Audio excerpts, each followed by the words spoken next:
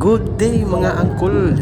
Naalay ta karon sa Barangay Tisa, Cebu City ug ato ning tilawan ning ilahang kanto style bread and hotdog ug naay ilang gibutang nga lettuce ug pipino ug gitapingan og mayonnaise ug ketchup ug gipinisingan nila og cheese na naa sa babaw. So karon mga angkol ato ning tilawan